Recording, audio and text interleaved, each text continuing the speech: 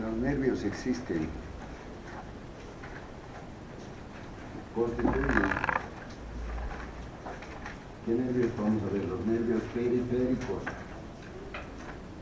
Periféricos, del sistema nervioso periférico. Sistema nervioso periférico. Y a este lo vamos a dividir en dos tipos, nervios somáticos y nervios autónomos.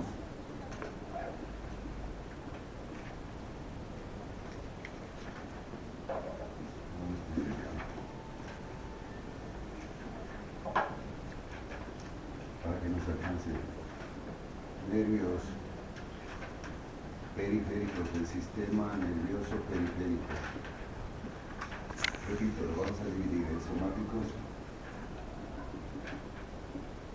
y luego vamos a ver autónomos.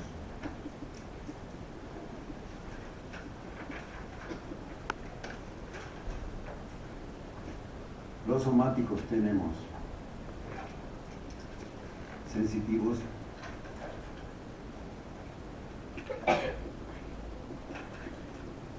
tenemos motores y tenemos mixtos. Los autónomos se dividen a su vez en dos, el sistema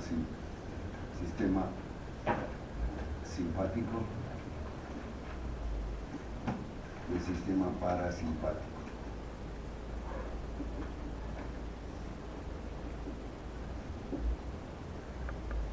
Los del sistema simpático son nervios mixtos.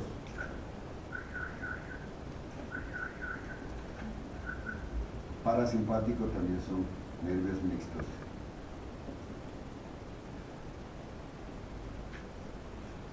Ahora, de los somáticos, los sensitivos, encontramos en los pares craneales.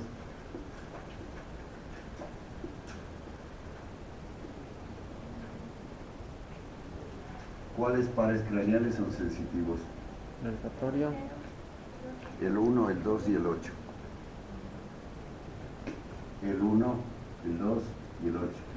El 1 es el olfatorio. El 2, Óptico. óptico. Y el 8, Auditivo. auditivo.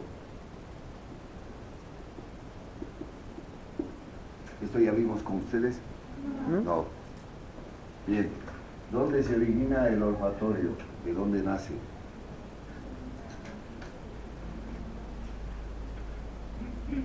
¿Dónde se origina el olfatorio? ¿Dónde se origina el olfatorio? Usted. En el epitelio olfatorio, que queda en el techo de las cavidades nasales. Este se origina en el epitelio olfatorio.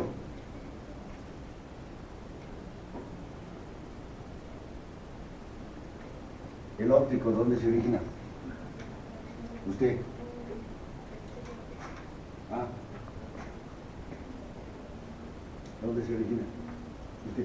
¿Dónde cree que se origina el óptico? En la retina neural.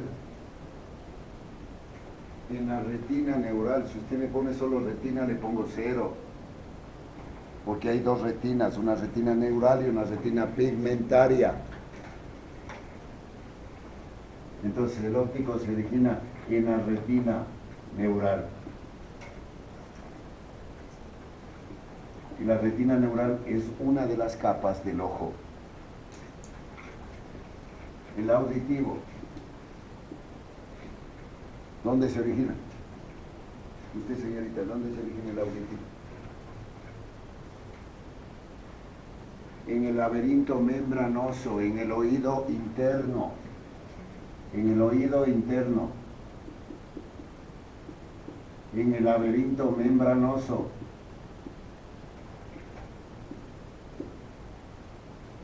Y el laberinto membranoso tiene un segmento vestibular y un segmento coclear.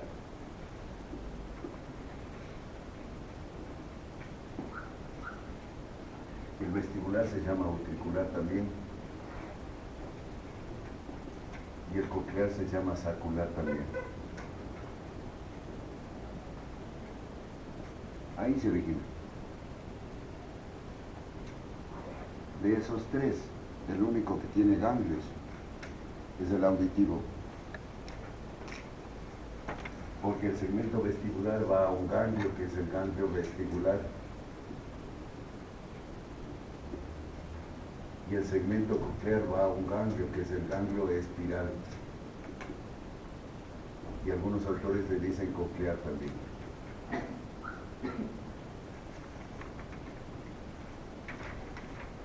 Miren, vamos con los motores. Los motores también son pares craneales.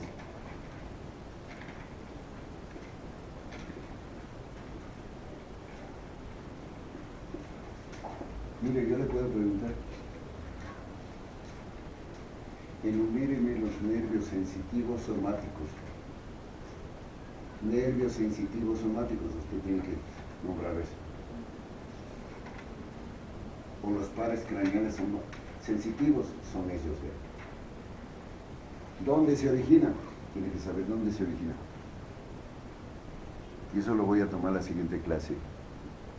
Bien, aquí, pares craneales motores, ¿cuáles son? Tenemos el 3, tenemos el 4, tenemos el 6, tenemos el 11 y tenemos el 12. ¿Cuál es el 3? El óculo Motor ocular común. El 4, óculo patético. El 6, motor ocular externo. El 11, espirinal. Y el 12, hipogloso.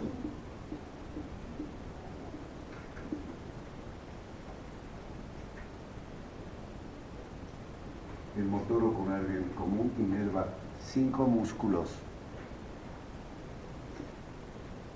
El recto superior, el recto inferior, el recto interno, el oblicuo menor y el elevador del párpado. Se sobreentiende del superior. Elevador del párpado superior. Son 5. La próxima clase le voy a evaluar eso. Bien. El patético inerva un músculo ocular. Verá que el motor ocular común inerva 4 músculos oculares y el elevador del párpado superior. Músculos extrínsecos del ojo. Mientras que el patético va a inervar uno solo, que es el oblicuo mayor. El motor ocular externo inerva un solo músculo extrínseco del ojo, que es el recto externo. El espinal va a inervar musculatura lisa, musculatura estriada, del cuello, como el esternocleidomastoide, por ejemplo. El hipogloso va a inervar la musculatura estriada o la musculatura de la lengua, que es musculatura estriada. Usted ya sabe.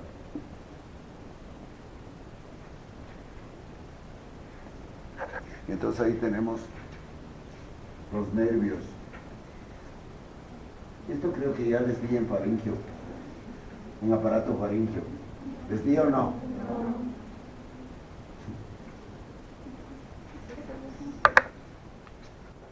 Los mixtos son tanto pares craneales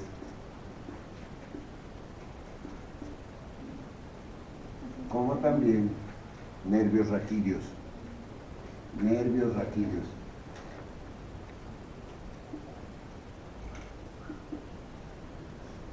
Los pares craneales son 4. Los que inervan los arcos faringios. Deme uno. Trigémino. Entonces tenemos el 5, el 7, el 9 y el 10. ¿El 5 cuál es? Trigémino. El 7, facial, facial. El 9, glosofaríngeo, glosofaríngeo. Y el 10, neumogástrico.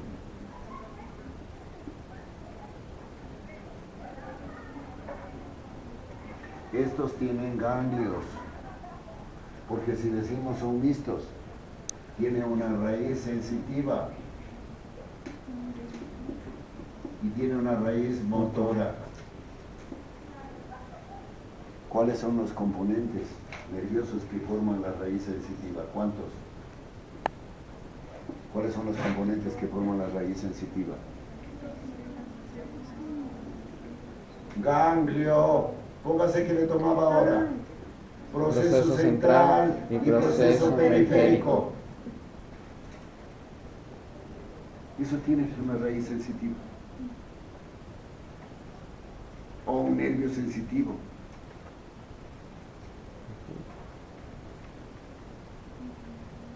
Las raíces motoras están constituidas por qué? Axones.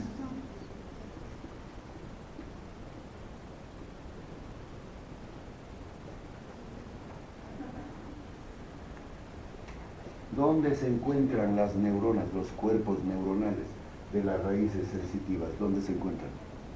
En los ganglios. En los ganglios. ¿Dónde se encuentran las neuronas o cuerpos neuronales de la raíz motora? En la placa basal.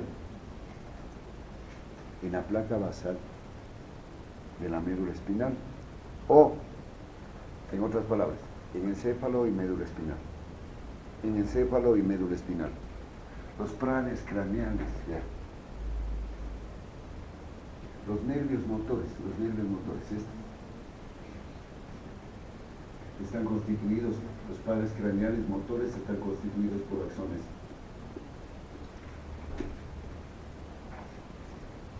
Y sus neuronas están en el encéfalo. Están en el encéfalo. Los nervios raquídeos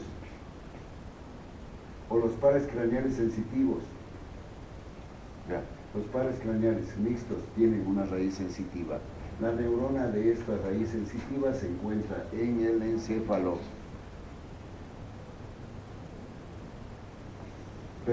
La raíz motora, las neuronas en el encéfalo, la raíz sensitiva, las neuronas en los ganglios.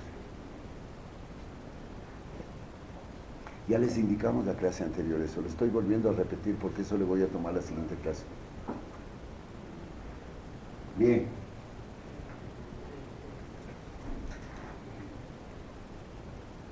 Los nervios raquídeos también son mixtos. Eso quiere decir que tiene raíz sensitiva y raíz motora.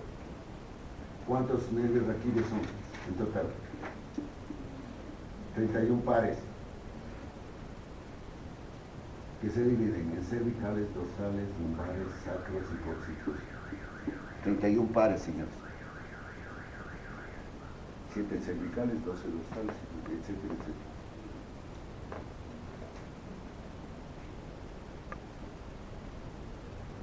Los simpáticos también son mixtos, que quiere decir que tiene una raíz sensitiva y tiene una raíz motora. Este también tiene raíz sensitiva y tiene raíz motora. Hemos visto todos los pares craneales, por favor. Entonces yo le pregunto, ¿dónde se originan los pares craneales motores? ¿Dónde se originan? ¿Dónde se originan los pares craneales motores? En el encéfalo. Pares craneales motores en el encéfalo.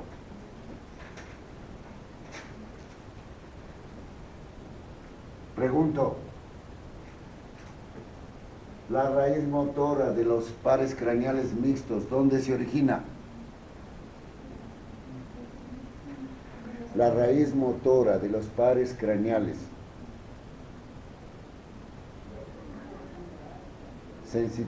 mixtos, ¿dónde se origina? En el encéfalo, pues. ¿Dónde está el cuerpo? En el encéfalo. Cuando recién se forma la neurona es así, vean, unipolar. Luego pierde esto y se hace apolar. Posteriormente, esta crea dos prolongaciones citoplasmáticas primero, vean, y ya se hace bipolar. Luego, una de las prolongaciones se ramifica y ya se hace ¿qué? Multipolar. Y vean, esto está en el sistema nervioso. Este crece para formar la raíz motora.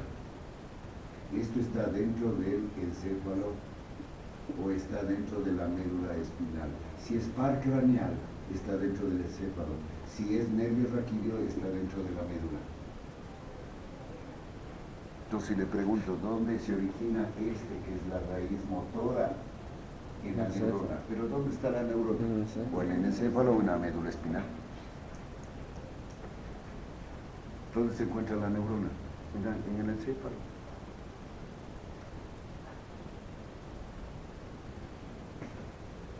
¿Dónde se origina? La raíz sensitiva de los nervios mixtos. En los ganglios, porque ahí están las neuronas. ¿Está comprendido? Bien, con eso hemos terminado generalidades. Ahora entramos a ver la materia. Esto es parte de la materia indudablemente, porque esto le voy a evaluar y esto le voy a preguntar yo a usted.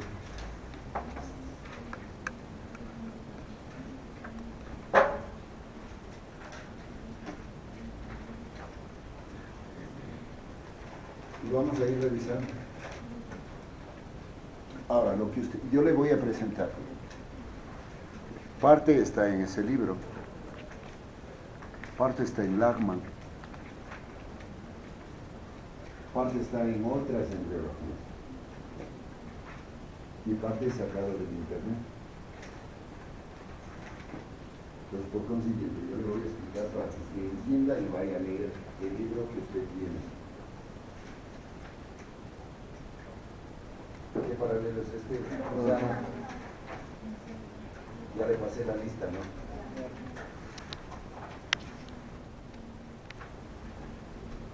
Mire, ahí tenemos. Ese es un gráfico, por ejemplo, sacado del internet. Ya. Ese es sacado del internet.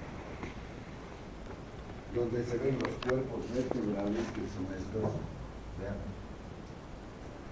Y estas de acá son las apófisis espinosas. Cortado, aquí nosotros encontramos la médula, que esta es la médula.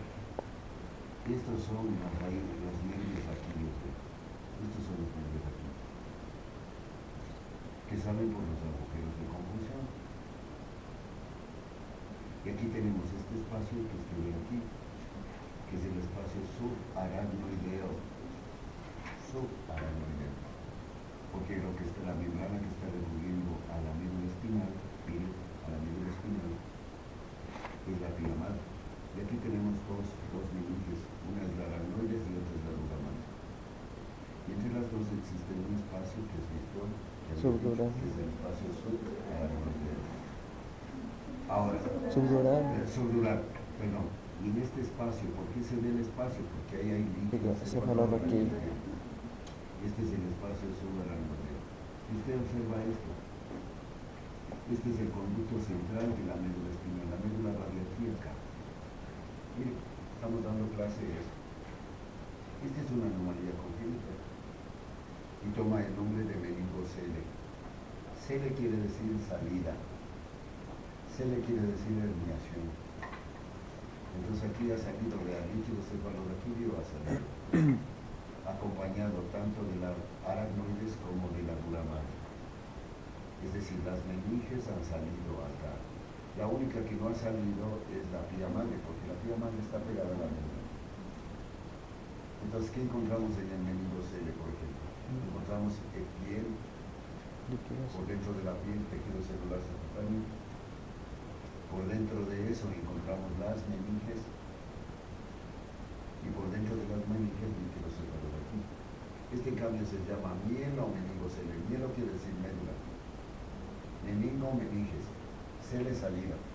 Entonces, ¿qué encontramos? A más de encontrar las meninges, a más de encontrar eso, nosotros encontramos microcefalorraquídeo, pero también encontramos raíces nerviosas, fibras nerviosas, o incluso parte de la médula espinal. ¿Está comprendido? Mire, este es médula espinal. Este es el conducto central de la médula espinal. La médula espinal viene hasta aquí. ¿Cómo se llama esto? Cono. Esto es el cono. Esto es el cono. El cono es la parte terminal de la médula. ¿Está comprendido? Entonces, ahí vemos la parte terminal, pero también tenemos las fibras nerviosas, los nervios raquídeos que forman la cola de caballo. Esta es la cola de caballo. Ya, gracias, señor.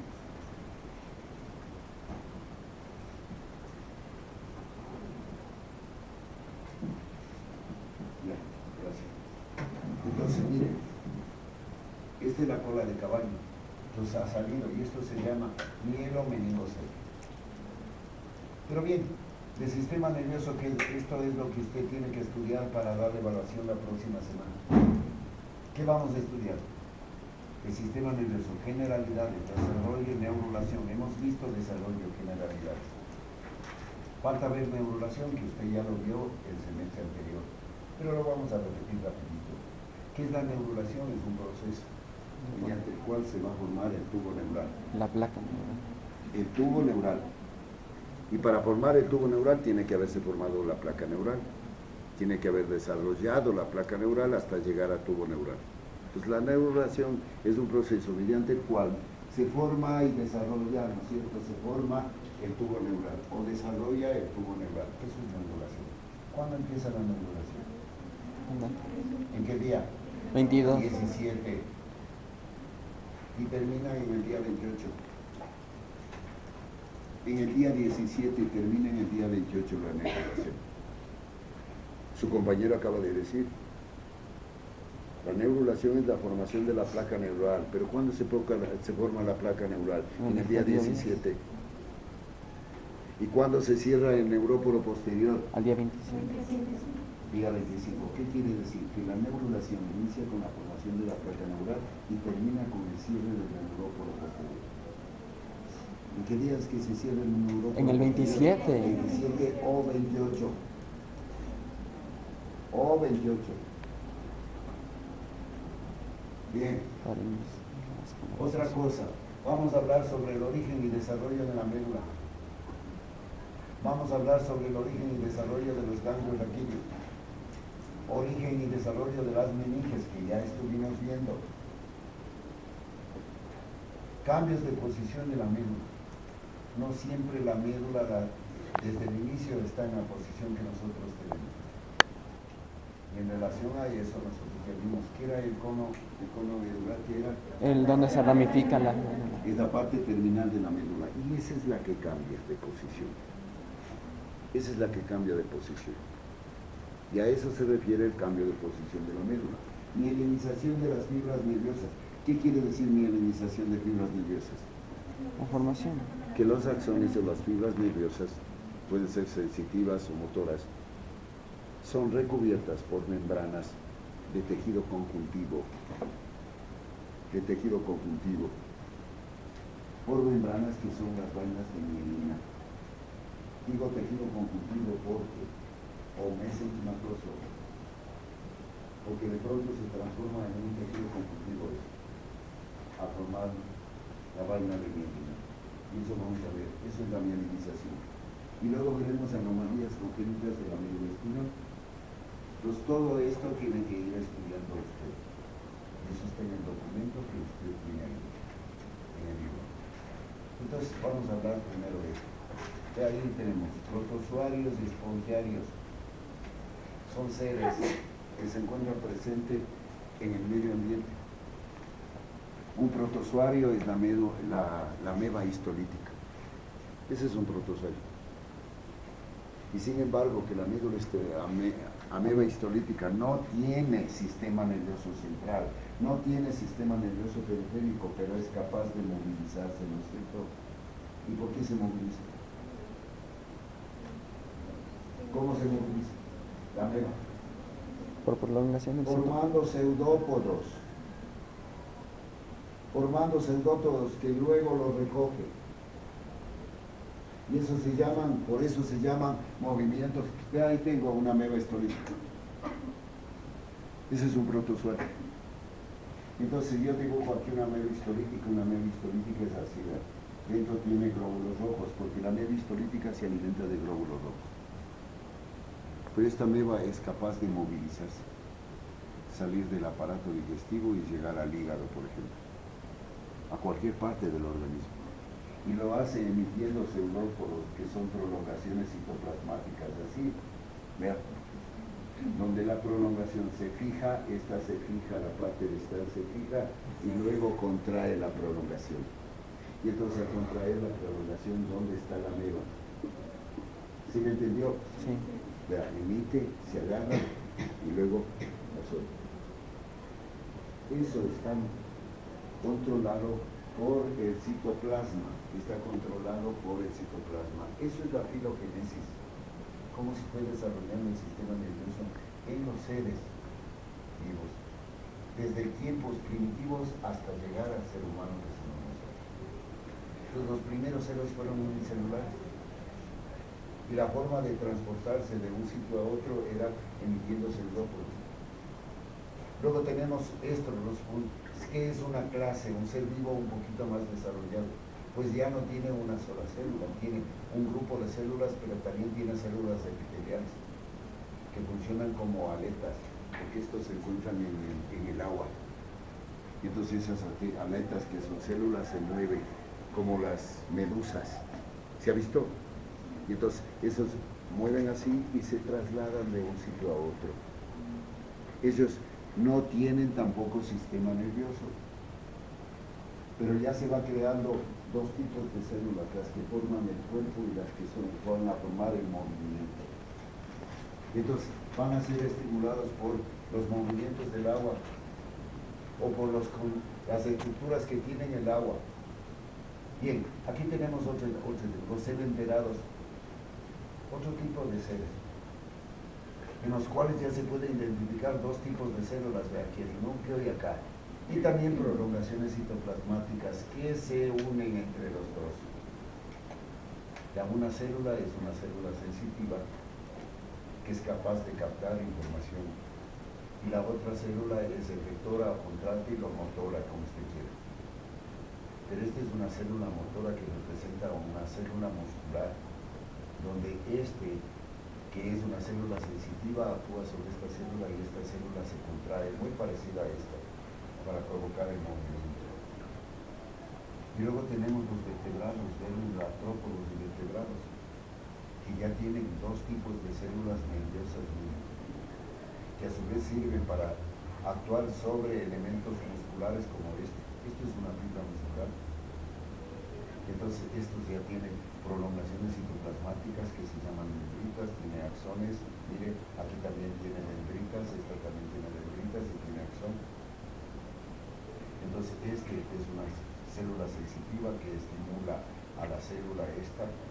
Por ejemplo, ¿dónde están localizadas estas? En el cerebro, en la corteza cerebral. Y a través de la columna vertebral, a través de la médula, el impulso nervioso llega a la célula de las placas basales, y de las placas basales llega a las fibras musculares, tanto lisas, digamos estriadas, y cuando llegan a las columnas intermedias también al sistema autónomo para ir a la musculatura lisa.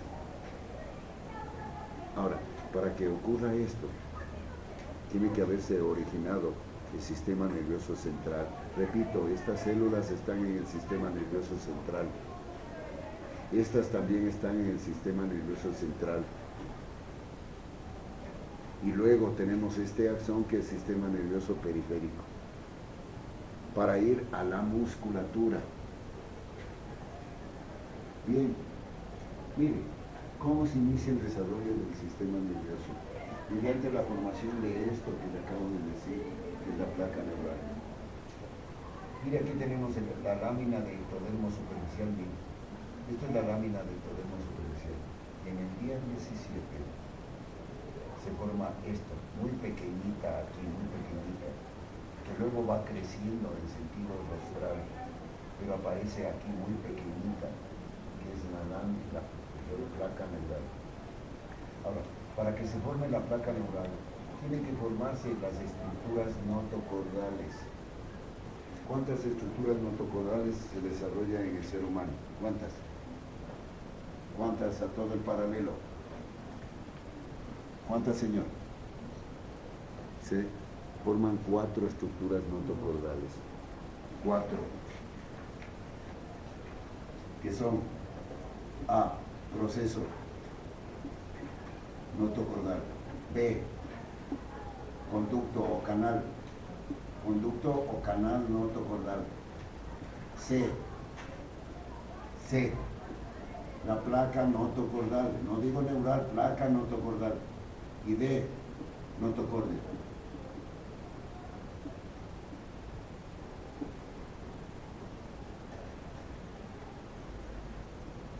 Las estructuras notocordales tienen funciones y tienen 5 funciones. A, elemento inductor para la formación de la placa neural.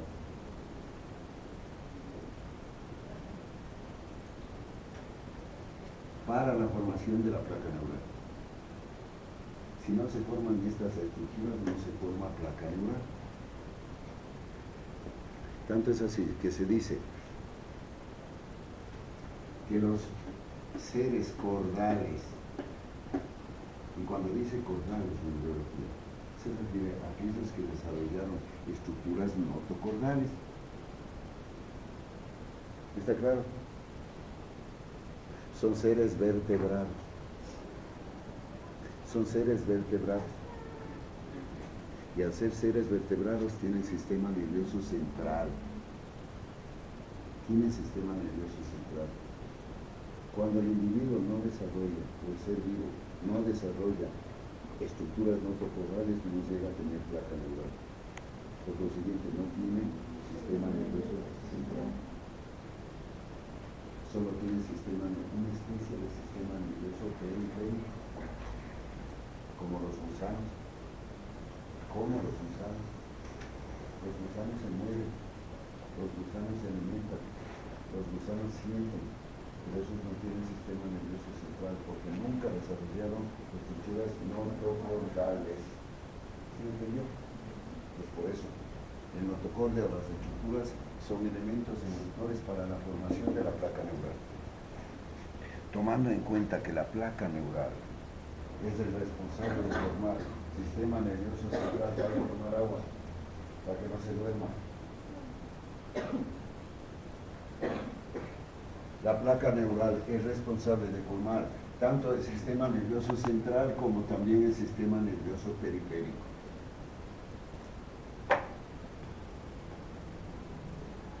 Porque de ahí se va a formar, de la placa neural se va a formar el tubo neural, ¿vea? Y se va a formar las crestas neurales.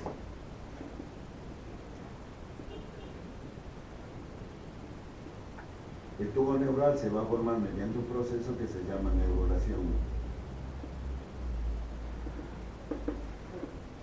Y las crestas neurales se va a formar mediante un proceso que se llama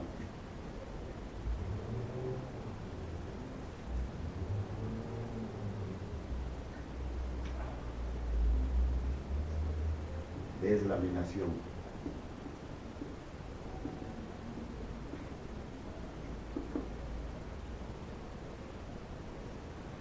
¿Está comprendido? Pero los dos derivan ¿de dónde? De la placa neural. Segunda función de las estructuras notocordales. Estructuras notocordales más mesodermo paraxial. Vean. Son los responsables de estimular la neurulación.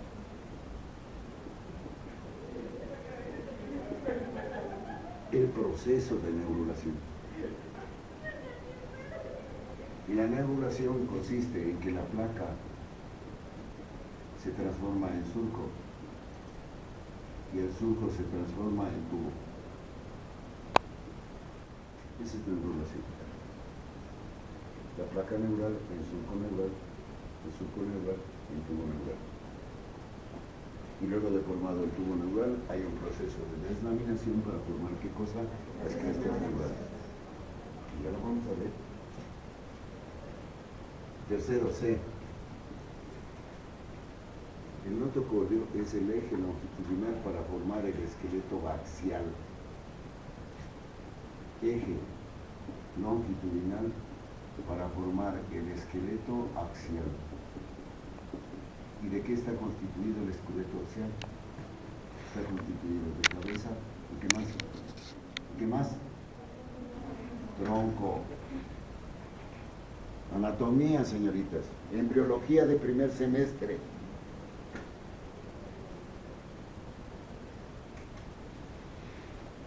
Por eso se forma columna vertebral. Por eso se dice, los que desarrollan estructuras notocaudales son seres que vertebrados.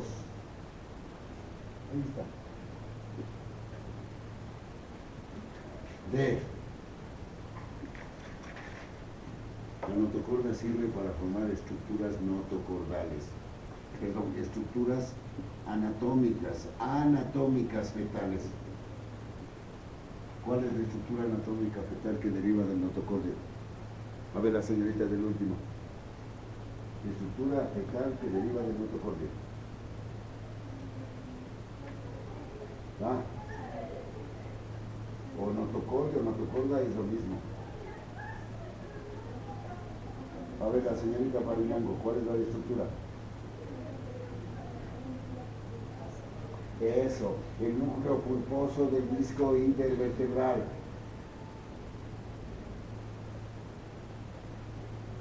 Núcleo pulposo del disco intervertebral.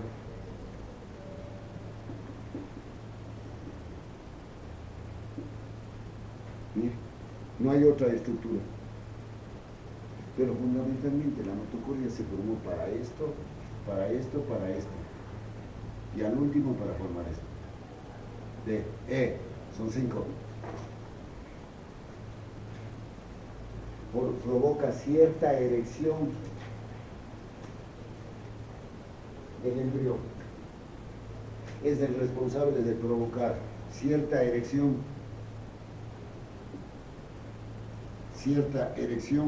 del embrión. ¿Y por qué no del feto? Porque degenera.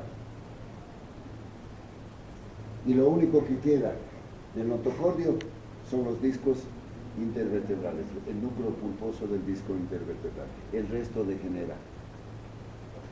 Entonces yo le estoy indicando, mire, ¿por qué se forma la placa neural? Por la presencia de estructuras notocordales. Si no hay estructuras notocordales no se forma placa neural. ¿Está comprendido, señores? Hasta aquí. Seguimos de adelante. De aquí tenemos. Aparece una estructura notocordal. Esta estructura notocordal que usted ve ahí se llama placa notocordal. Vean, esto se llama placa. Esto es el endodermo, vean. Esta placa notocordal ha estimulado al ectodermo superficial para que sufra un engrosamiento, vean. Si usted compara el grosor de este ectodermo con el grosor de esto está más grueso que esto de acá. Pero ¿qué es lo que estimuló para que se engrose ahí? Es un engrosamiento. La placa neural es un engrosamiento laminar, porque es como lámina del ectodermo superficial, estimulado por la presencia de estructura notocordal. Entonces la estructura notocordal es esta que ha estimulado el ectodermo para formar. Está de otro color para que usted lo vea. No es que cambia de color, no, es el mismo color. Pero para que usted identifique que de aquí a acá es placa neural. Y esa placa neural tiene borde, vean. Aquí hay un borde y aquí hay otro borde. Aquí tenemos el notocordio, aquí tenemos mesénquima. Este está muy amplio, esto debía haber venido hasta aquí porque aquí es mesodermo parafila, aquí es mesodermo intermedio y aquí es mesodermo lateral, con su hoja somática y hoja esplánica. Y este es el celoma intraembrionario. Entonces, una vez formada la placa neural, ¿cuáles son las características de esta placa neural? La placa neural tiene neuroepitelio. La placa neural tiene neuroepitelio. Y el neuroepitelio tiene las siguientes características. Puedo borrar esto.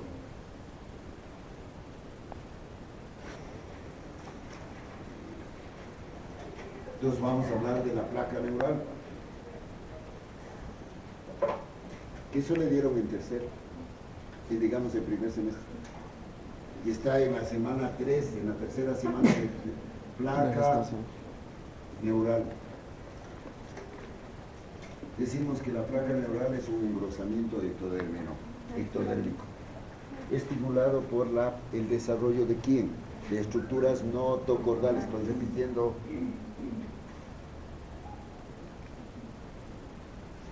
Y la placa neural tiene un epitelio que se denomina neuroepitelio.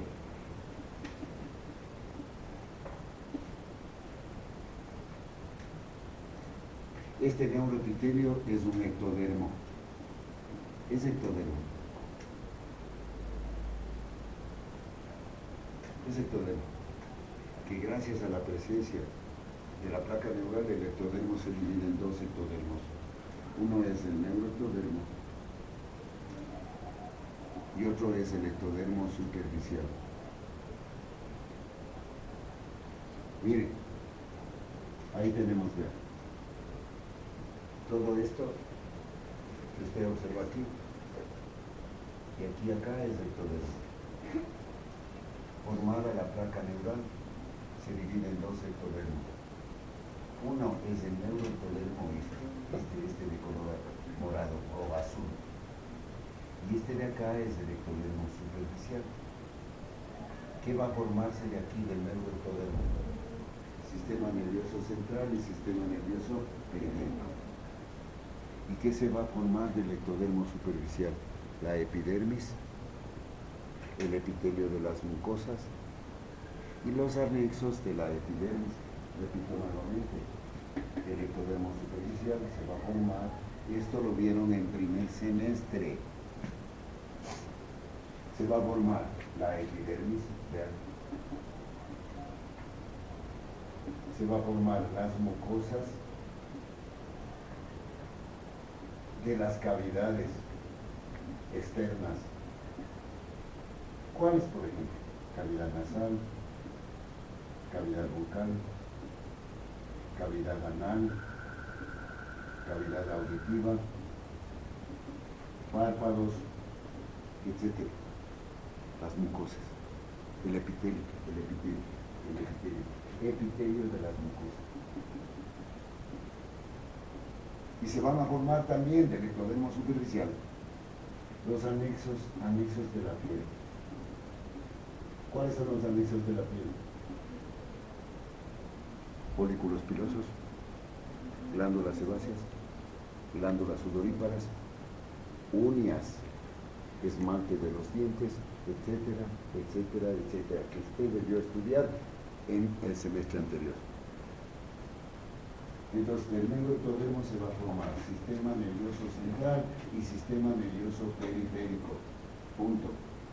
Además de esto, algunas estructuras que derivan de las crestas neurales que también usted debió haber estudiado en el primer semestre. Bien, ¿cuáles son las características de este neuroepitelio? Que corresponde al neuroectodermo. Vean, este neuroepitelio, el neuroectodermo está constituido por neuroepitelio. ¿Cuáles son las características de este neuroepitelio? Primero, es un epitelio pseudoestratificado, cilíndrico pseudoestratificado. Entonces, características: A, epitelio cilíndrico pseudoestratificado.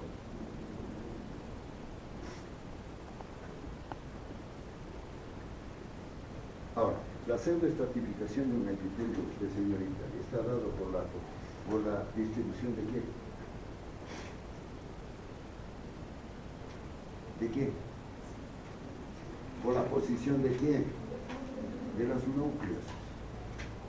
Miren, yo tengo aquí un epitelio. ¿Qué tipo de epitelio es este que voy a dibujar aquí?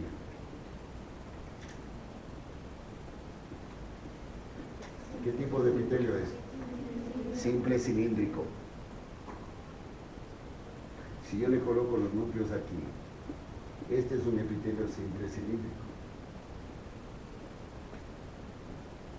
Pero si se cambia la disposición de los núcleos, está aquí, el otro está acá, este está acá, y este no se pone ahí, acá. Ese es un pseudoestratificado. Porque lo que no se ve es este, y cada núcleo representa una célula. Entonces da la impresión que aquí hay una hilera de células, aquí hay otra hilera de células, es decir, un epitelio compuesto. Realmente no es compuesto, es un epitelio simple. Entonces todo epitelio pseudoestratificado es epitelio simple. Por eso decimos, el epitelio, el neuroepitelio es un epitelio cilíndrico pseudoestratificado. ¿Está comprendido? B. Es mitóticamente activo.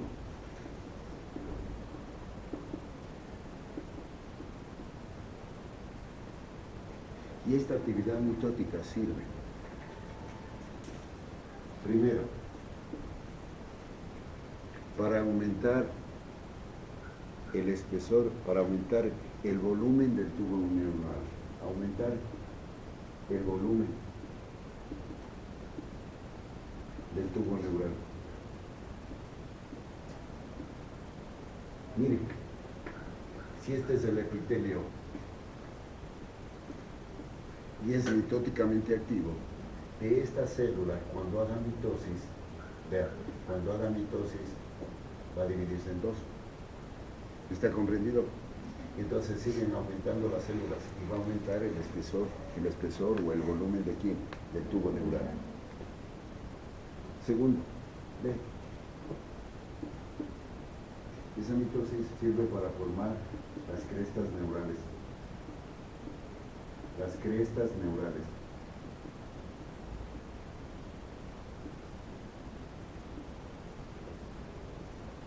Observe. Aquí. Es mitóticamente activo. Este es pseudoestratificado. Unos núcleos van para acá, otros para acá, otros para acá. Al comienzo era cilíndrico simple, pero después se hace pseudoestratificado. Otra característica, que aquí empieza a ser mitosis, que no se ve. Empieza a ser mitosis. Y las células, por deslaminación, que quiere decir desprendimiento, van a formar un grupo celular aquí, o otro grupo celular que toma el nombre de qué? De crestas neurales. Pues la mitosis sirve para formar la cresta neural. ¿Está comprendido? Ahora, esto que va a ser el tubo neural tiene paredes, tiene una pared ventral en relación al notocordio y tiene una pared dorsal en relación con la cavidad amniótica. Esto es cavidad amniótica y eso de ahí es cavidad amniótica. Por consiguiente, aquí lo que encontramos es líquido amniótico de agua. Entonces tiene una pared dorsal, tiene una pared ventral y dos paredes laterales. Le pregunto, ¿en qué pared del tubo neural se forma la cresta neural? ¿En la pared qué? Dorsal. Dorsal, esto es dorsal, por favor. Este se va a unir con este y forma la pared dorsal. Este es lateral, este es lateral y este es ventral. Entonces, ¿en qué pared se forma la cresta neural? Dorsal. Por deslaminación de células neuroepiteliales, ¿de qué pared? Dorsal. ¿Está entendido, por favor? Bien. Tercero, la mitosis sirve para formar células nerviosas, células del sistema nervioso central.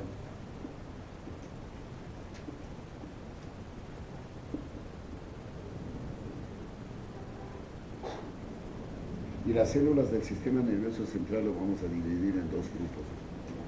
células embrionarias.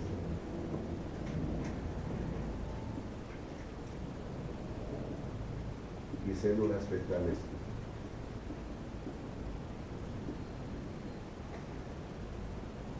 ¿Cuáles son las células embrionarias? Uno es el neuroblasto.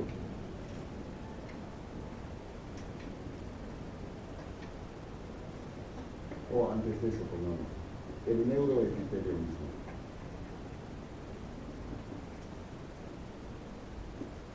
Dos, el neuroblasto.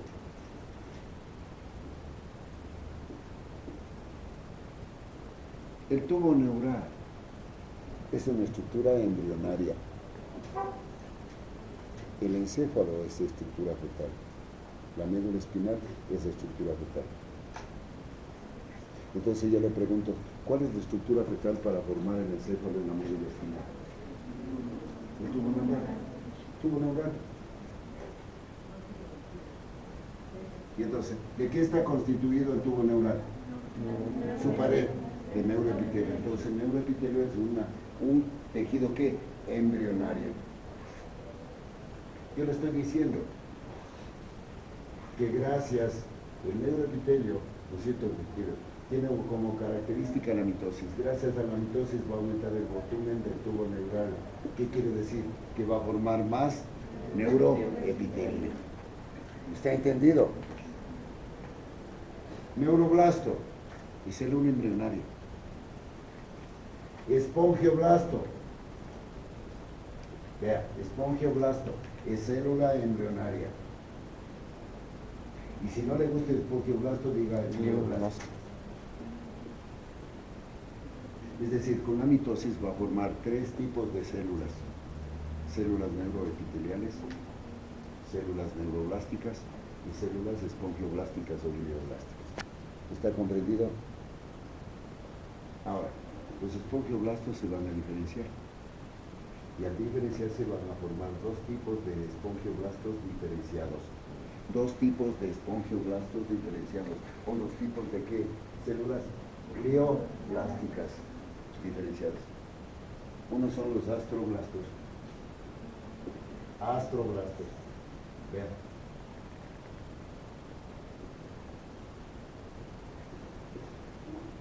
Y otros son los oligodendroblastos.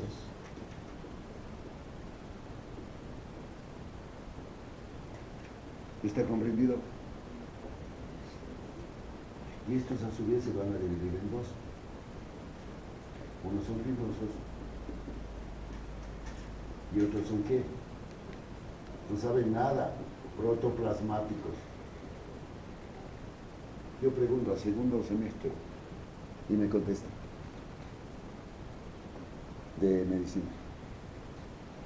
Mire, probablemente porque esos ya están recibiendo el sistema nervioso. Ahora, estos son células embrionarias. El sufijo blasto quiere decir embrionario.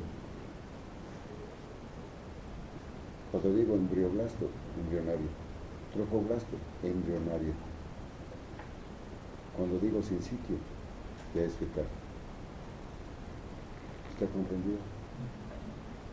Ahora, estos van a originar, al madurar cada uno de ellos, va a formar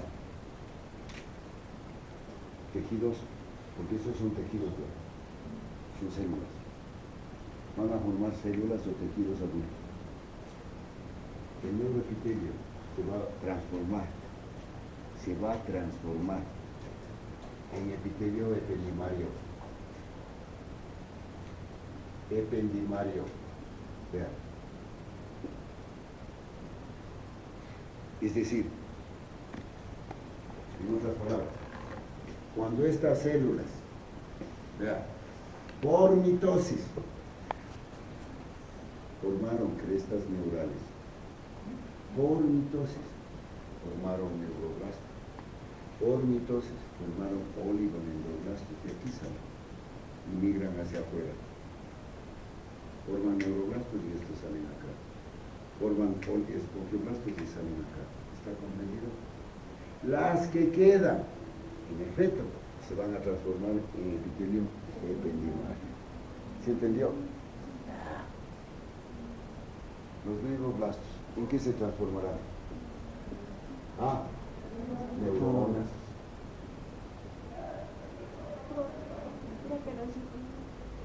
Entonces ahí quedamos.